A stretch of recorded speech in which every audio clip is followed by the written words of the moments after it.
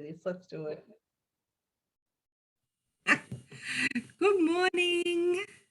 Good morning, Kim. How are you? I am very well. I would have liked more sleep, but that's what happens with young children. So, otherwise, Absolutely. good. Thanks. How are you? Very well, thank you. Very, very well. I'm looking forward to this discussion today. Oh, me too. Me too. So today we were going to discuss self compassion. So we've all learnt a little bit about compassion in general and finding compassion for others. But today we want to explore a little bit more around self compassion. So we will go into things along the lines of how we are teaching our children self compassion Yep. and how they learn self compassion, why self compassion is so important. So, not only great, but essential. And we'll go into the myths around self compassion, and there's probably more than you think.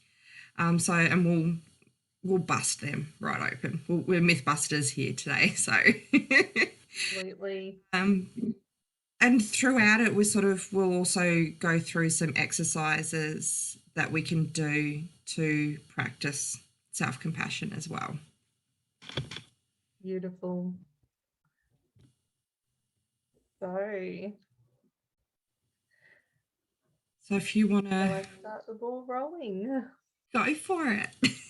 Thanks, Kim. Over to me. So, before we cover self compassion, it's important to think about empathy and compassion. Um, they're both very similar, but we need to distinguish the two.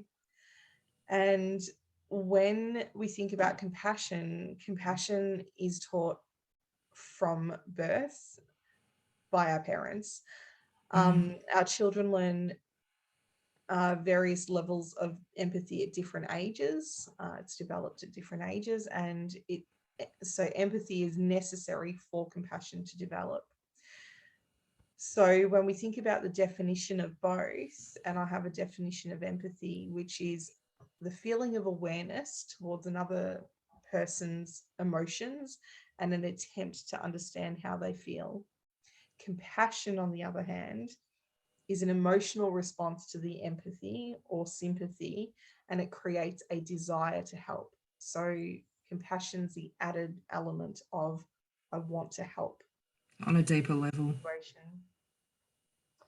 So in my research that I've been doing, I've found that empathy can make us unconsciously more sympathetic towards those we relate to more. So it can become a little bit biased in a sense, because empathy comes from a feeling of sameness, whereas compassion goes beyond the emotional, the rationalization to be kind regardless of who it is. We want to help, it doesn't matter who. So in their first year of life, children match the emotions they witness. So if you think about it in terms of when our children are learning everything in that first year, they're learning our facial expressions, they're learning the tone of our voices, they can see us smiling at them, and so they're kind of mirroring and they're reciprocating that in a really big way.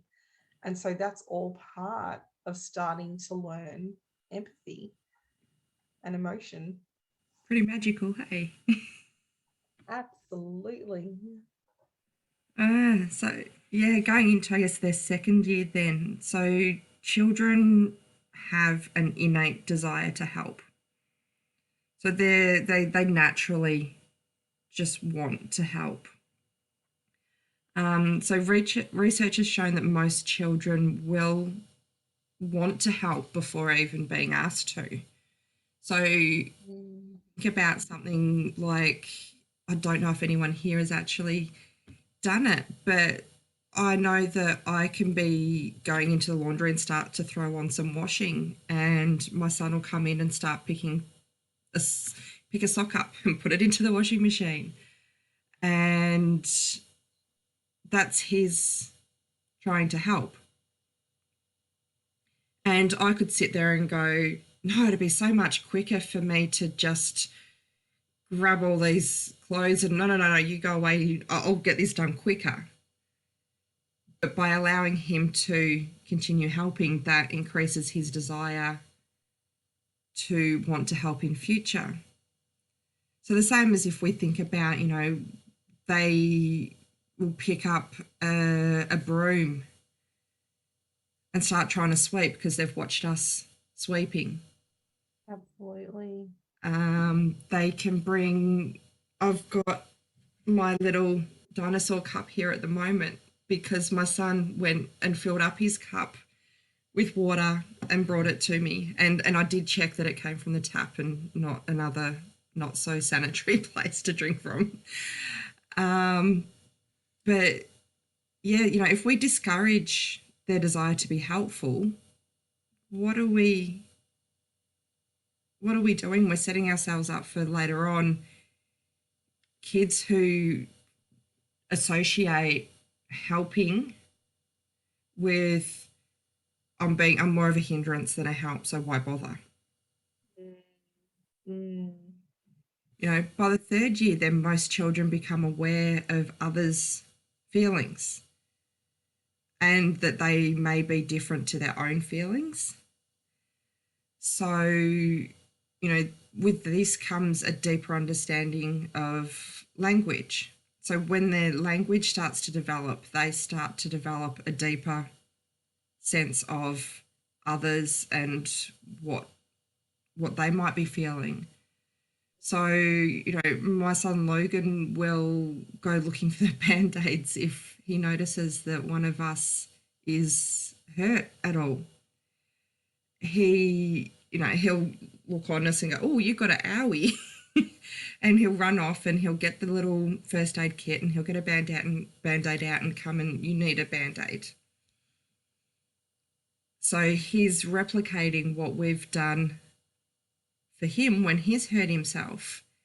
Now, it means we end up wearing band-aids in some pretty random places at times, and it might be on a freckle that he's mistaken for a sore, but that's okay. We play along because we know that that's teaching him about empathy and compassion in that. So there was another time where he actually saw me crying. I was on the couch. I'd had a pretty rough day and I was crying, and he came up and he's, mummy, are you sad?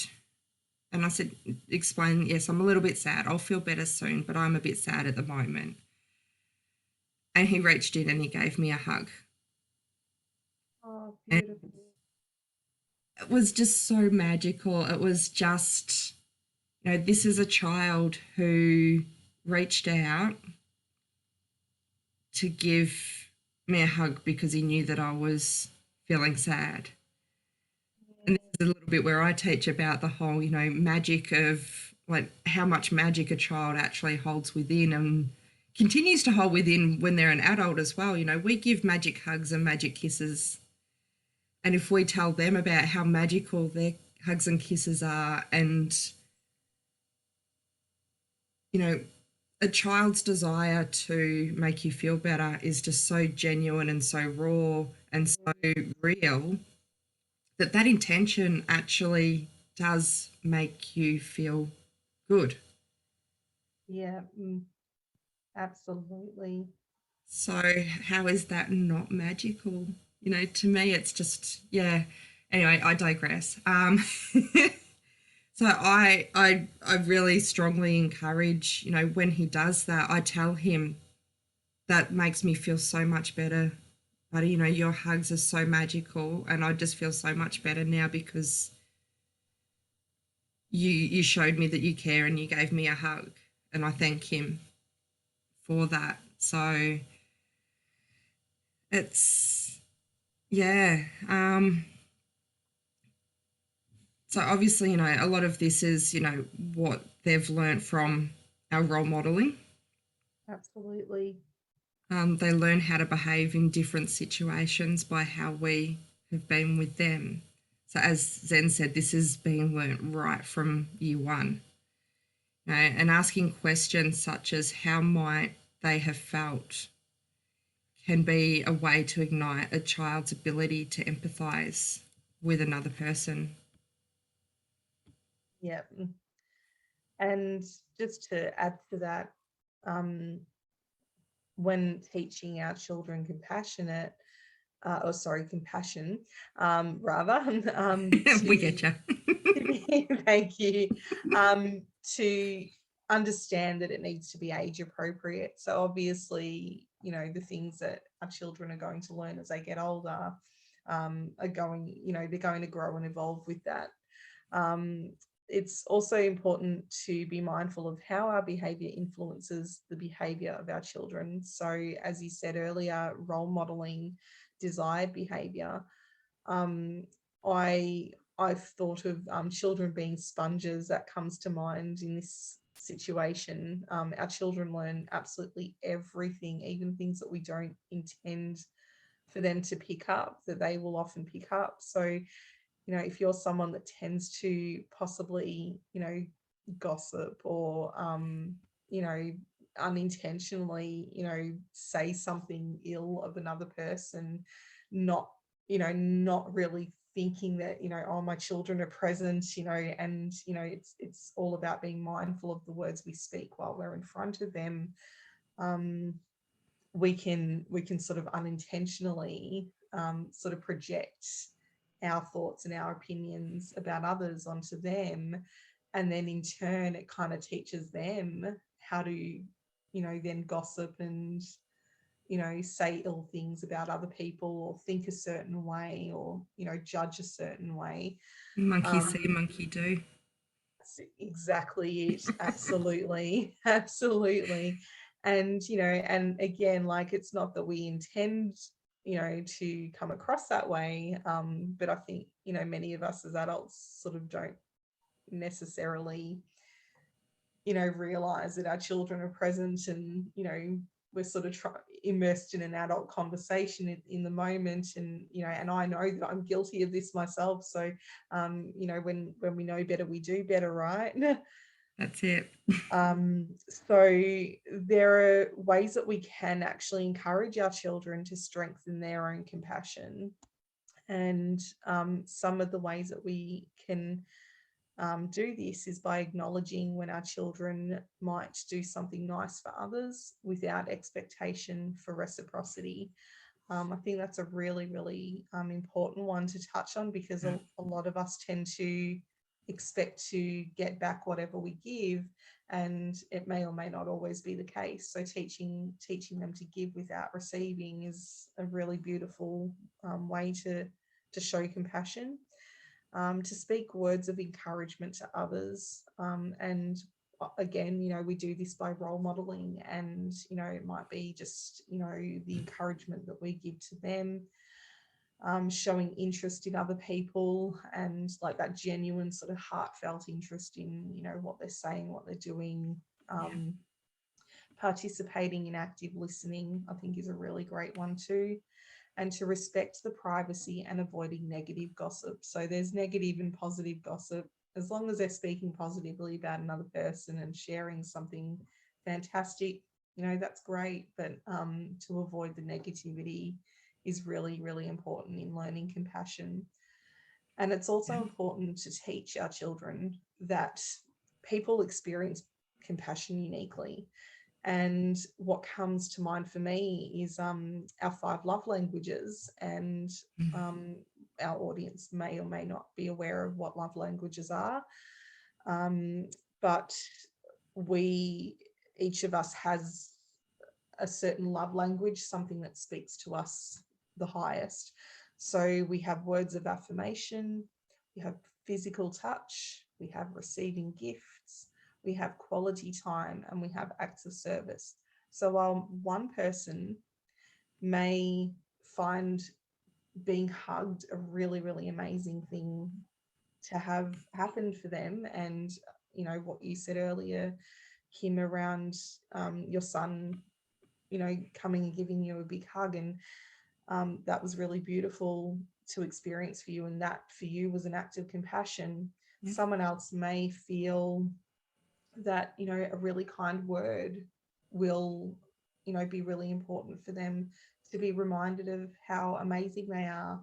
Or you know, they might appreciate some sort of act of service. So, you know, I know for me personally, compassion for me is, you know, a hand around the house, a bit of a helping hand around the house.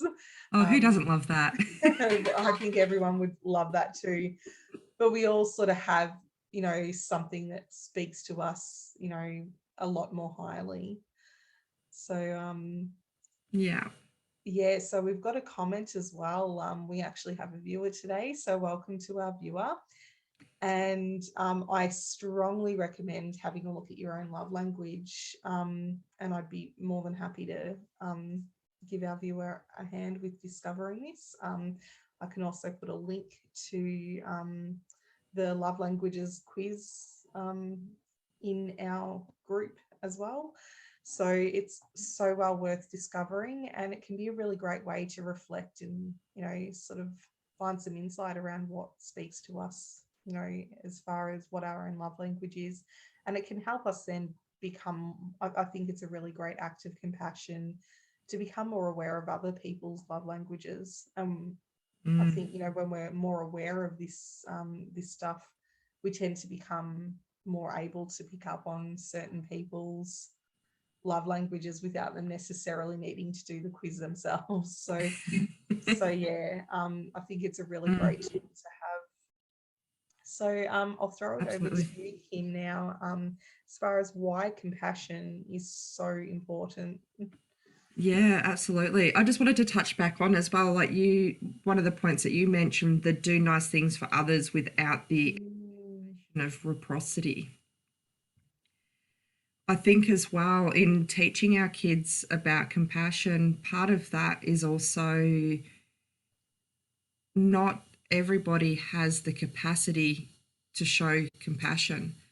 So, whilst we might be teaching our children compassion, another child might not have been taught that and role modeled that because their parents might not have had that awareness either.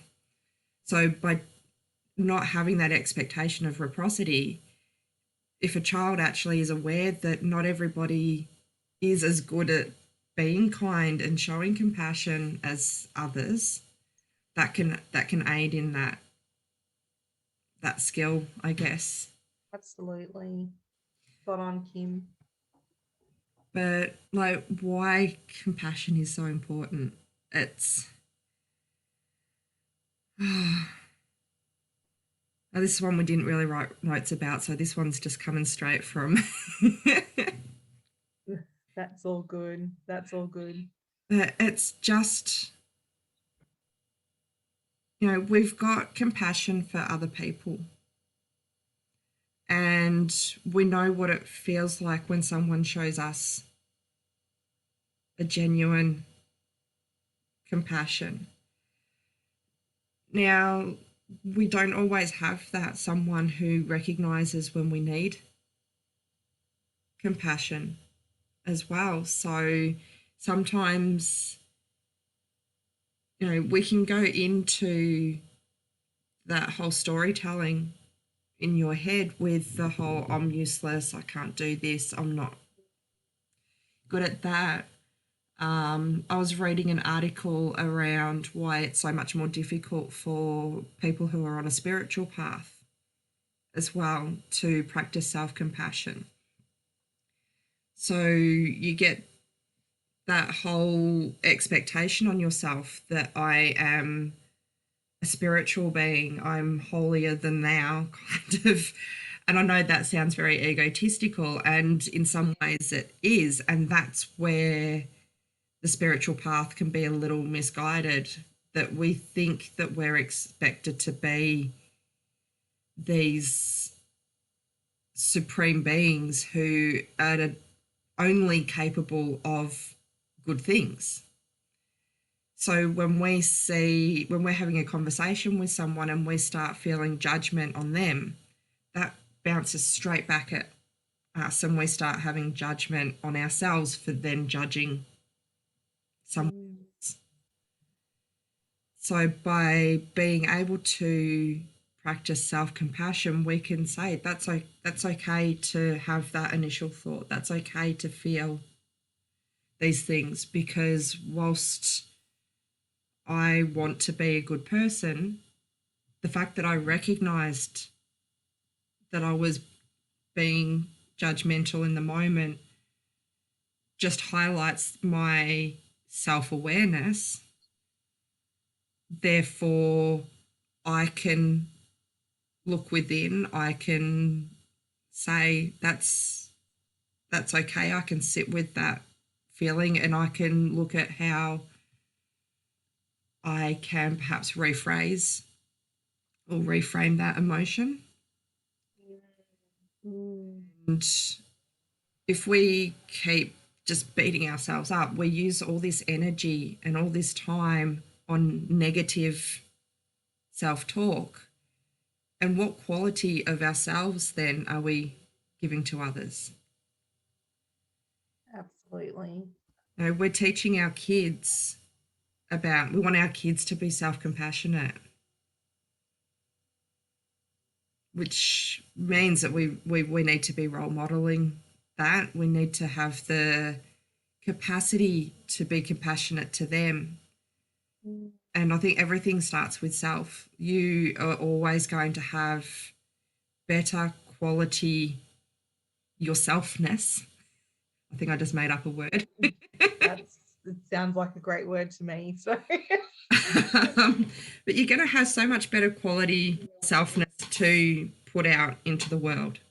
mm, mm, Because if it's always negative, negative, negative, negative, you're creating then that aura of, and that goes a little bit woo woo, I guess, but you're creating that icky, yuck energy that then radiates, and that's yeah. put out into the world. And you want to be Mm, a kind and compassionate person. You want good to go out into the world. Good comes from within. So you have to put the good within to put the good out. absolutely, Kim. And something else that comes to mind on that note is, not just not only people who are very um, like spiritually attuned, but like as parents as well. Um, Yeah. we, we can so easily go into burnout mode. And without that level of self compassion, to give ourselves actually permission to slow down and to take that time out that we may need, to take a moment to breathe, Yeah. to remind ourselves that we really need to be kind to ourselves. Um, and, if we're not sort of filling our cup in that sense and Yeah. sort of Absolutely, Zen. keeping on top of it from a self perspective, Yeah. it can be really easy to fall into that trap of Absolutely. Like, as mum, both of us are mums, and all you want is to give your kids the absolute best that you can give them, the best of yourself. If we take away all the, materialistic stuff, we want to give the best of ourselves. And how are we doing that if we're not showing up for ourselves? that's right, that's spot on, Kim. And I think it kind of takes us into the next part of our discussion today as well, where we've covered some of the myths that we're going to myth bust. Um, and I'm so what I wanted to start with is just some some wordplay on what it means to be kind or to be compassionate, sorry. So I'm I've got a few things have that I've touched on my end of research. And so I'm wondering whether our viewers sort of could take a moment to think what it is for them to actually be compassionate. And if our viewer wants to, put some words into the chat, um, then you're more than welcome to do so.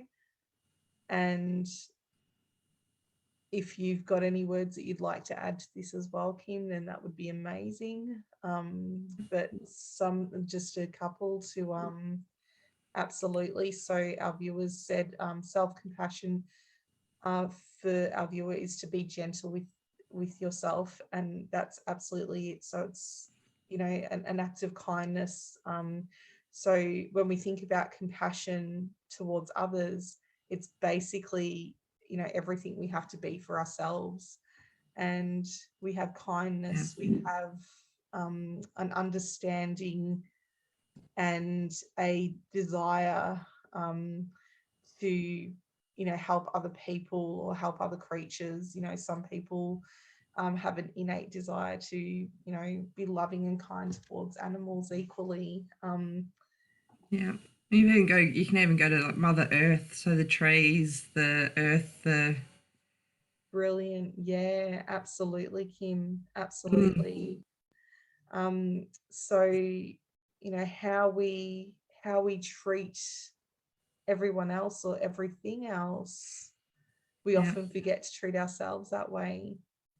And so many people think of it in conjunction with things like self pity, self serving, self indulging, self centered, selfishness. And yeah, it absolutely, compassion is also about connection to self and others too. I definitely agree with that statement completely. And if we're feeling a disconnect, with ourselves, it's easy to, be less self-compassionate and yeah, and as well as to other people as well. So with that said, how do we um how do we look at this and break this down and actually myth bust all these things that we sort of connect to anything that is to do with ourselves? yeah. It's why is it that compassion towards others is seen so positively, yet compassion to ourselves has so many of those negative connotations to it? Absolutely, Kim, absolutely. um Yeah, and you threw in another word as well when we were brainstorming earlier, and it was around self-judgment. And I thought that was a really powerful one, because we're either self-judging in a you know positive way, and hopefully we do judge ourselves more positively. But when we're doing it in a really critical way, and self-criticism is just so easy to fall into doing, um, believing the worst about ourselves instead of, believing that we're so worth it. And I think self-worth is a really, important thing to remind ourselves of. But yeah, so the research that we've done was from Dr. Kristen Neff, and she's an author, a researcher, and an expert in this field. And she's actually broken 5 myths of self-compassion. So I'd love to go into that now, if that's all right with you, Kim. Are we ready to bust some myths? yeah. No, absolutely. Because I think the next point that I was going to make, I think I kind of covered off earlier. So, You did, absolutely, you did, yeah. We're completely covered. yeah. So yeah, let's get into busting some myths. Absolutely. Let's do some myth busting. So the first myth that has been busted around self-compassion is that self-compassion is a form of self-pity. So in actual fact, self-compassion is actually an antidote to self-pity. So when we're practicing self-compassion, it makes us more willing to accept and experience and acknowledge our challenging thoughts and feelings with more kindness. And that helps us with the process of letting go more fully.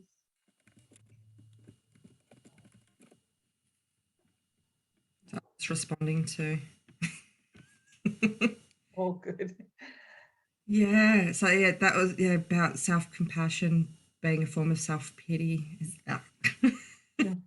The second myth that we found was about self-compassion meaning weakness. So self-compassion is shown to be one of the most powerful sources of coping and resilience, and appears to make the difference in our ability to survive and even thrive.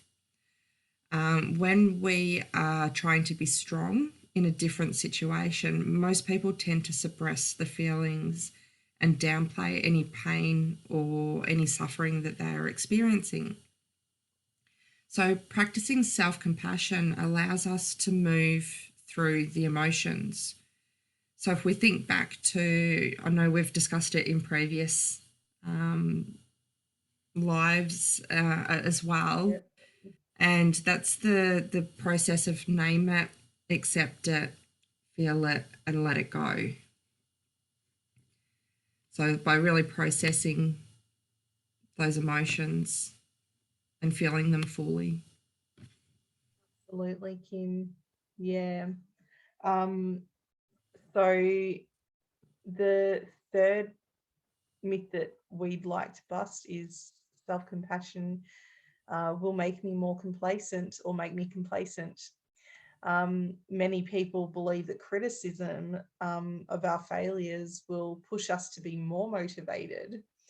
In fact, the opposite is true. So the example I came up with is as a parent, um, when we receive one of our children's report cards, and we we could go one of two avenues. So the critical way to look at it would be to turn around and express disappointment in our child for not achieving the grade that we wanted them to achieve, which sort of puts them on a pedestal as well in a really big way. But we might say something like, I'm really disappointed about this feedback. How on earth are you failing at this? I expected a much higher grade. And I'm sure there are many parents who can relate to that, and relate to it as children, that, some of us have heard these sorts of responses ourselves. We can think about how our children might be processing this grade themselves. We could turn this around and practice compassion, model it by saying, how are you feeling about the result you've been given? Is there anything I can do to support you to improve your grades in the future? I'm here for you and I believe in you. Much nicer, much more compassionate. Oh, absolutely.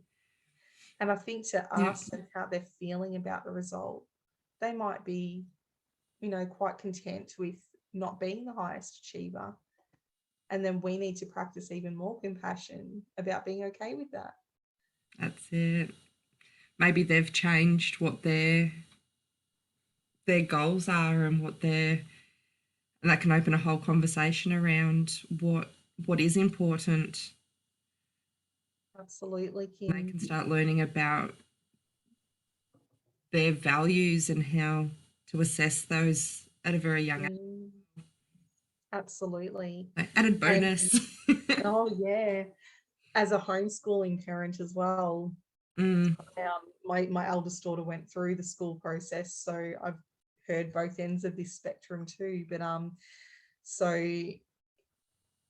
on that subject of finding their own values, it's something that we've been really thankful to have been given the opportunity to do, is allow them room to explore their interests and what really piques their interest. And I've watched my 11-year-old just thrive through her homeschooling experience. So to see that sort of flip side and support her venture, the thing that she's doing now, is just Yeah. a beautiful added bonus to that. So, you know, it's a great way to just ongoingly practice compassion. And she's lucky to have you there guiding her through that as well. Ah, thanks. I feel lucky to So, be doing it. Absolutely. And yeah. and another thing that I really quickly wanted to touch on too, and I should have probably touched on this earlier with when we're teaching it to our children, um, and I'm not trying to promote scouts or anything here, but I'm a scout leader, so it's actually a really interesting environment and a really beautifully enriching environment to be in, because we as scouts actually do promote, you know, helping other people. We're all about, you know, we're fulfilling our interests, and in so doing, we just naturally gravitate towards, you know, helping the wider community. So it's a really beautiful example of ongoing compassion, which is fantastic. Yeah. I think that also goes into that whole about you being the sum of the five closest people. Now, when you've got six people in your household, that just whatever external just is. Um, anyway, on another note, it really does, like, who you choose to surround yourself with is also then by default who your children are being surrounded by. Mm, Given that they don't have a lot of choice in that at a very young age, it is a huge responsibility. So things like scouts or another social group or friends that you know are going to be a good influence and a good role model for your children yeah, is hugely important. yeah, beautifully said, Kim. Beautifully said. I think we might follow you with the scouts thing when Uh, old enough for scouting. We're nearly there. Absolutely. Oh, it's a But beautiful journey. I guess that it doesn't really lead into the next one. But um, the next myth that we found, I was a little bit gobsmacked in all honesty, and the next myth was that self compassion is narcissistic. Mm, The narcissists need to practice self compassion if it's never their fault in the first place. mm, So, generally speaking, and narcissism is a spectrum, and does have different points of origin as to what will lead someone to be. mm. I mean, that again is, I guess, differentiating between a narcissistic trait and being a narcissistic person. Yeah. So, having narcissistic personality disorder as such. Um, we actually all have some narcissistic traits within us. Yes. Yes. And to what extent is going to vary for different people, and could be in different aspects of our lives. But the difference between someone who is a full-blown narcissist, so comparing self-compassion to narcissism, and the on the other end of the spectrum, someone who might show some narcissistic traits, is someone who's not a full-blown narcissist has more self-awareness, Mm, mm. which means that you see your faults. You see yourself, warts and all. You see the good, the bad, the ugly, and everything in between. Whereas someone who is a narcissist, it's not on them. They're without fault generally, and it's an external factor that causes anything bad in their life. Mm, So I don't see self compassion as narcissistic by any means, because I think that to practice self compassion, you need self awareness. mm, mm. And you are doing this because you know that you'll have more of yourself to give, and that that will in turn benefit not only yourself but those around you. I think that's the opposite of narcissistic. Absolutely, Kim. Absolutely. I think in terms of, from my understanding around where they've connected it, is the whole idea of narcissistic traits, um, that we want to think of ourselves as being better than average. So, um, Mm, like putting ourselves up on a pedestal and, you know, kind of having this, I'm better than this sort of attitude. And, and I think the line crosses between, as you said, like someone who is a full blown narcissist, like has an actual personality disorder with regards to narcissism, whereas having those narcissistic traits where we're, just wanting to be seen as, this amazing person, almost like that, that picture of perfection in that sense. And I think that's, yeah, you know, something something on a personal note that, letting go of imperfection can be really hard for some people as well. And I think in a big sense, it almost, or I can see where it relates back to having self compassion, because we really yeah, need to practice self compassion within our imperfections. Um, we're constantly evolving, we're constantly growing. We've always got something more to learn about ourselves. And yeah, I think people who tend to think, they are, you know, the best that they're going to be, there is no better sort of thing, or, that yeah. that would be a bit more on the, But yeah, so extreme is it sort of narcissism coming down to side. that self compassion so that you can be there more for others, coming down to, I want to appear to be a kinder person, or I just want to be a kinder person? Yes, I think that's a great point. So that's where you might differentiate where,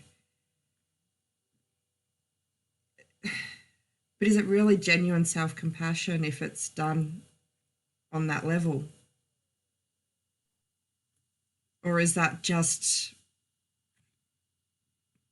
talking yourself up so that you can come Mm, onto a stage, onto a platform and say, hey, look at me, look how good I am. mm, Kind, I'm so generous, I'm so amazing because I practice self compassion. And I don't think it makes me a better person. I think it makes me more able to give, yeah, mm, but it doesn't make me a better person. I'm still the same person. I'm just a bit kinder to myself. absolutely. Maybe that's where Really great point. fusion might lie. Yeah, I believe so. I believe so. And another thing, that was sort of linked to all this was, that we touched on chatting about yesterday, was our self-esteem. And it Yeah, actually states in the article that although they're both strongly linked to psychological well-being, self-esteem is a positive evaluation of self-worth, while self-compassion isn't a judgment or an evaluation at all. That self-compassion's a way of relating to the ever-changing landscape of who we are with kindness and acceptance. So self-esteem can be seen on a sliding scale. If we've got low self-esteem, we're going to judge ourselves more critically, which kind of removes that ability to practice self-compassion. Um, yeah, it's our acknowledgement of the human condition of imperfection. So yeah, it's another really interesting one that was Because I think, launched. didn't you find an article as well that was talking about how parents inadvertently use self esteem to build up their children so that they've got this self confidence, Mm, and it mm, can backfire if it's so if we're using self esteem as a you're special, you're amazing, you're yes. talented, can then create that I'm better. Yeah, that's right. That's exactly it. Yes. And I found it a really interesting one because I think we tend to, or many parents tend to sort of go to that as their way of praising their children, which is really, really natural. Yeah, We want to make them feel special. We want them to, feel, on top of the world and, I've as probably made some amazing of those comments myself. as um, Yeah, I know I have. yeah, the way that I understand it, I think it's that difference with, like helping them to become more aware of the, actions they're taking as opposed to the, just the being, Yeah, if that makes sense. Yeah. yeah, yeah. So it's a really interesting one to touch on. That's a really huge myth to be busted, and I hope we did well busting that one. With the help of with the help of this article. Oh, yeah. I mean, So it's, here we yeah, go. there's some very interesting information out there Absolutely. around all That's that. So, great. We've gotten a comment saying great myth busting. Thank you. So I so shall we go on to myth bust number 5? think we shall. I think we've covered the. Beautiful. Awesome. So our last myth is that self-compassion is selfish. And I can definitely see how many people would automatically assume this.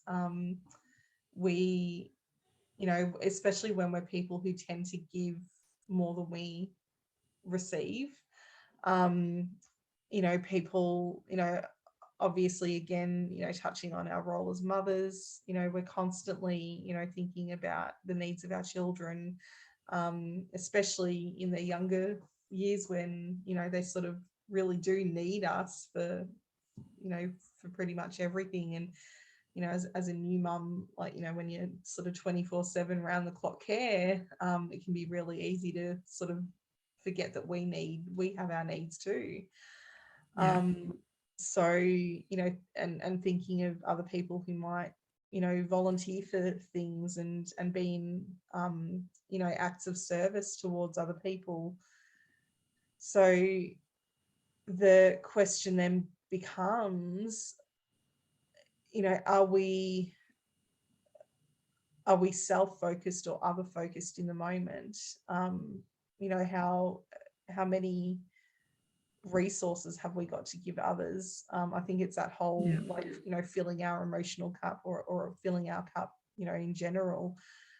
If we're not doing the self-care and we're so busy, like wrapped up in, serving other people and being compassionate towards other people. And, our viewer actually made a really great comment around, not, compassion not being about giving everything that we have, but giving from a place of abundance. And I think that was a really beautiful, beautiful tie into yeah, this myth to be busted. We need to be able to, practice some level of self-compassion in order to show up better for everyone else. So if we're kind and nurturing to ourselves, when our own emotional needs are met, we can then be that much better for yeah. everyone else around us. Oh, absolutely. So yeah, I think. yeah, that whole myth around it being selfish is just, I think we can both quite confidently say it's the opposite of self, Absolutely. that we definitely have a lot more to give if we are giving to ourselves first. Absolutely. And it's a really interesting one, Kim. I've seen it in, within sort of cultural norms, that for some cultures, especially as the woman in the house, like she's the one who pretty much takes care of everyone else. And I've seen it done to the detriment of the woman herself. Like she's expected to just do absolutely everything, and fall apart at the seams before she even gets that moment to self-care. Yeah. And it's a really sad reality to look at, because I think that whole act of self-care is a really important way of being self-compassionate. Yeah. I don't know if anyone else has read, I think you've read it now, the 50s article on how to be the best housewife, or how, Yes. the loving housewife. And it really does depict the whole thing around that we are meant to just be everything for everyone else. And the, some of the advice is to, spend 5 minutes before he gets home cleaning yourself up. And so, you've got 5 minutes of self care to then present as this picture perfect housewife. And the kids should be, often dealt with and not seen unless they're, perfectly under control. And Mm, it's, yeah, absolutely. As our listener there said as well, terrible advice, do not recommend. no, um, but that is culturally still alive in some facets of, yeah, our different culture. absolutely it is.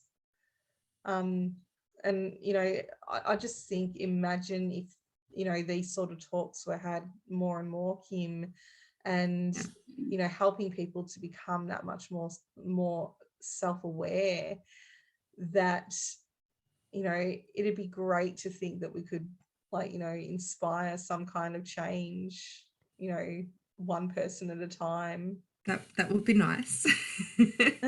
It's just see sort of, yeah, more people being able to go out into the world and feeling more centered and more and calmer and happier and content and empowered. There's a good, and being able to practice that self compassion. And, yes, my ego says I would feel absolutely amazing if it did just our chat here today or on other occasions change just one life. Because, Absolutely. but the butterfly effect, you tell one person and then they go and tell their friend, hey, I listened to this thing today and it was talking about A, B, and C. And then they tell their friend. Yeah. And, you and I aren't the only people who are doing talks like this either. I don't think that I'm so special that I'm the only person or that we're the only people who are going to change the world.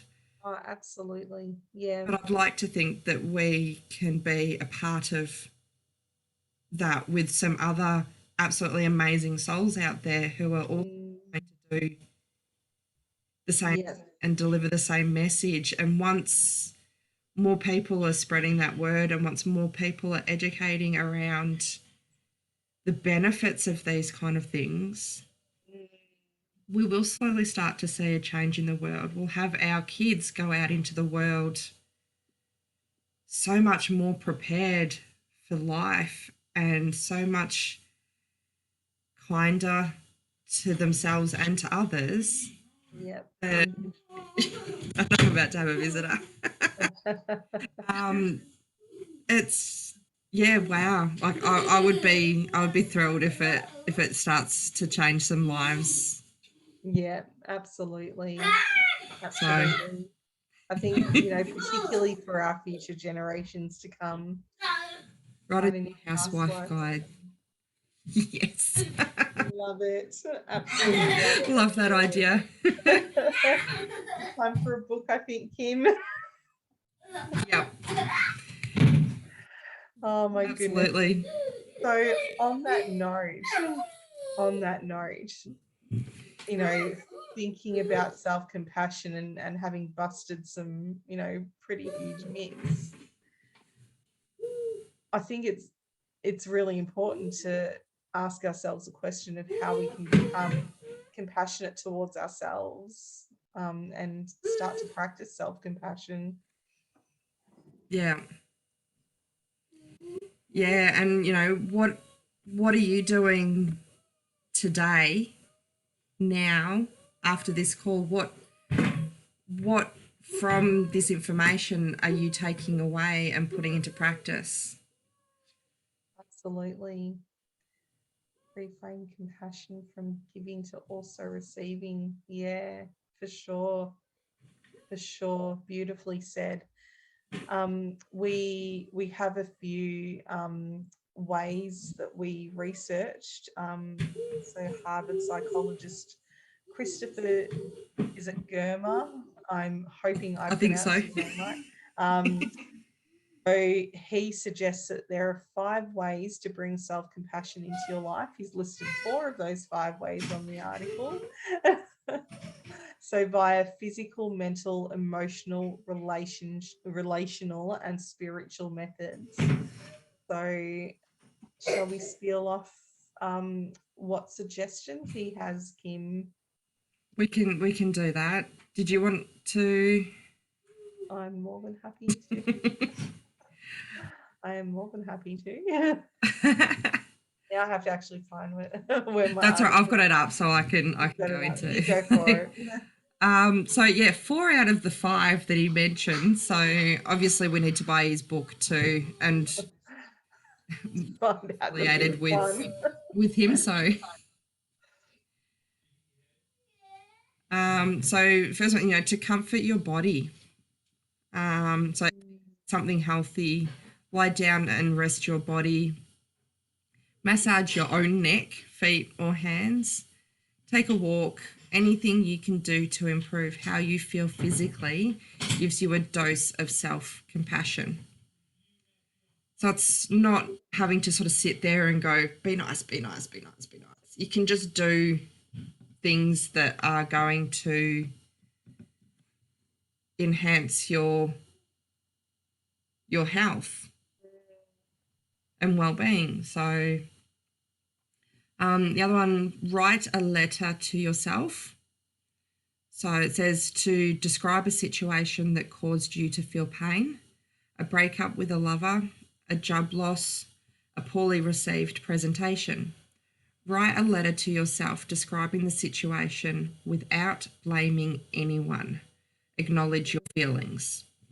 So that's just about that's being very reflective. So that's looking at just the situation as it is and just acknowledging it without any blame, guilt, shame around it. So like non-judgmental.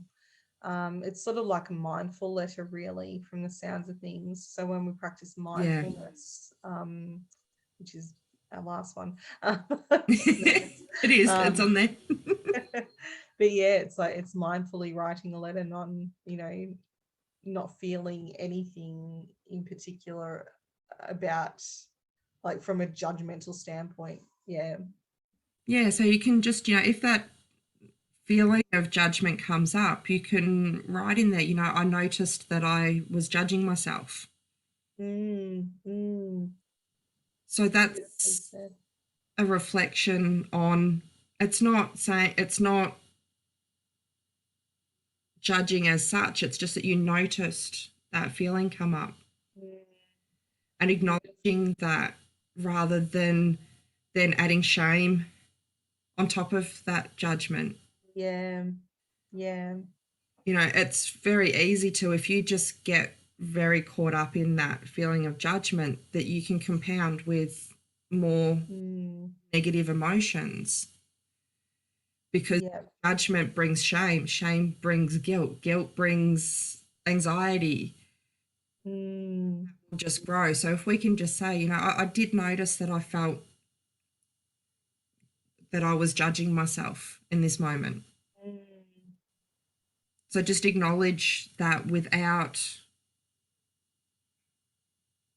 feeling the judgment as much, Yeah. Mm. if that makes. Yeah. Well, it's a self-compassion, and really to describe the situation without blame is to be more compassionate towards whoever's involved as well. Yeah. Mm. I mean, we all have feelings, and you know, it's like they say with meditation or mindfulness, Mm. you can sit there in the moment and you can be sitting there, you know, you don't have to sit like this when you meditate, but you can be sitting there and going, now, oh, now I can hear this, and I've just remembered that I needed to get this on my way home tonight, and I forgot to get milk earlier, and you can keep that going around in circles. Or if you notice yourself Mm. doing that, there's two ways that you can go. You can go, oh, damn it, I'm useless at this meditation thing, I'm giving up. Or you can sit there and you can go, oh, okay, I had some thoughts come up. That's okay. I can start again. Yeah. It's okay to have those thoughts come up. You're like, we naturally have thoughts, and it's, Yeah. you know, do we just acknowledge them and let them go? Or do we fester in it? And do we blame Mm. ourselves for it and shame ourselves for it and give up on something that could make us feel good because, oh, Yeah. darn, we didn't do it perfectly? Yeah. Mm. I think I really, really, really like the thought of the compassion, being kinder to ourselves, really. Yeah. Yeah. So, like, oh, shit, yep, I forgot the milk. I'll just write that down and I'll go back to what I was doing. We can get Yep. later. Thank you, brain, for reminding me. You've Absolutely. served a purpose. Now I'm going to get back to something that's going to make me feel good. Yeah, for sure. So there's a And little bit of compassion for, you know, you're thanking yourself for bringing that up rather than going, oh, I stuffed up the meditation. Thank you for yeah, letting me know.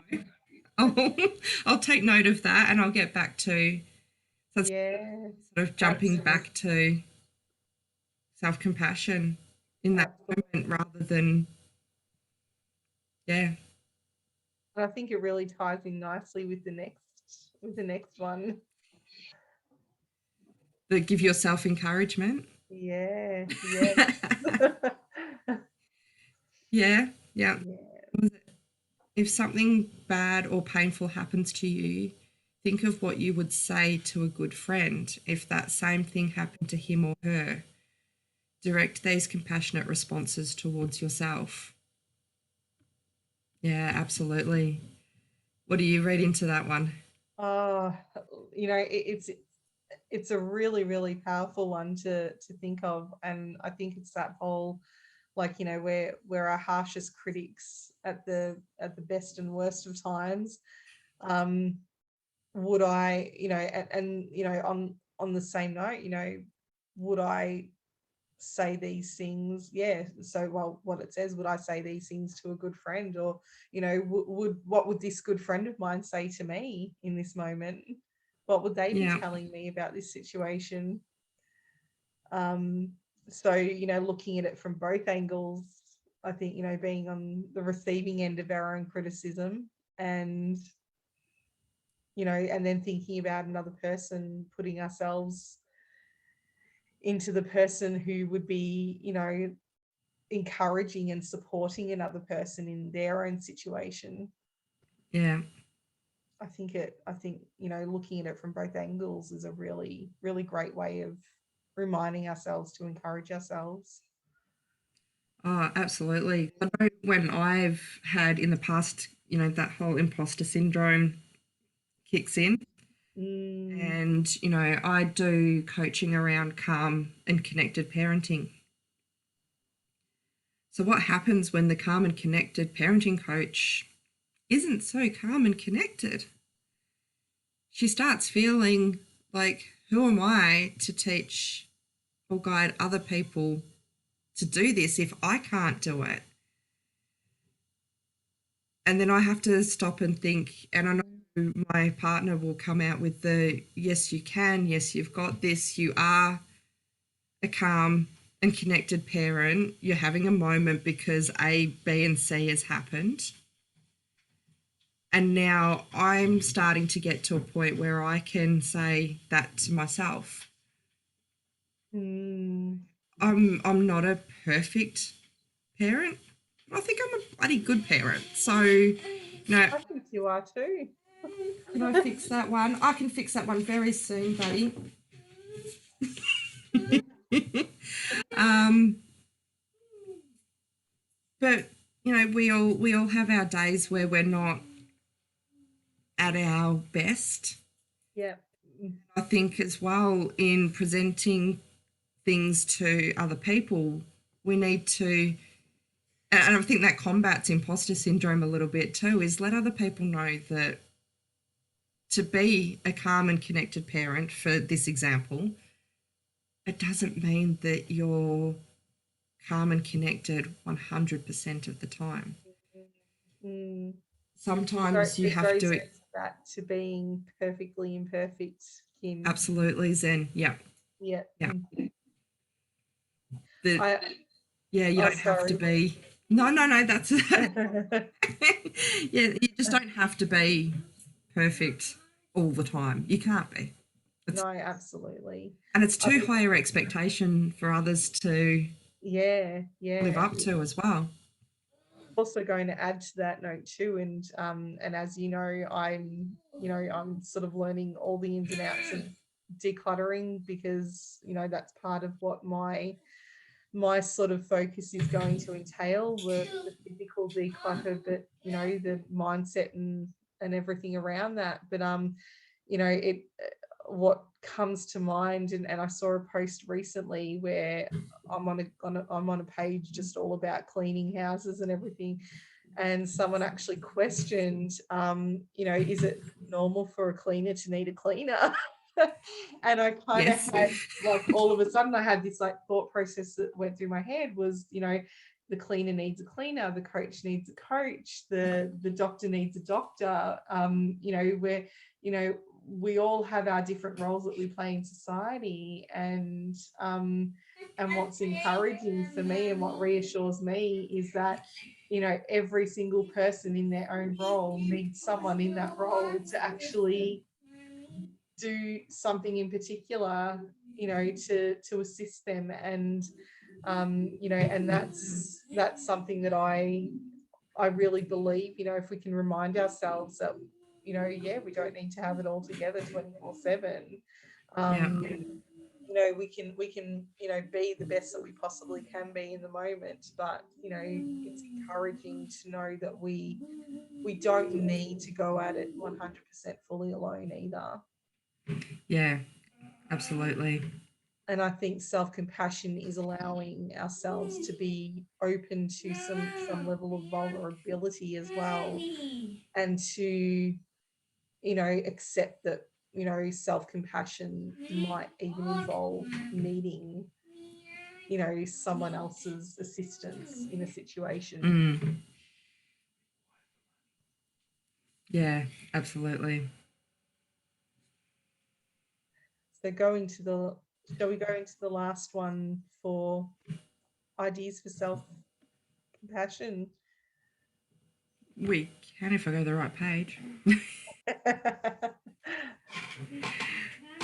Oh, so practice mindfulness. So think we went into that a little bit with the write a letter Mm, self part as well, but it's a non-judgmental observation of your own thoughts, feelings and actions without trying to suppress or deny them. mm, Pretty much what we were saying.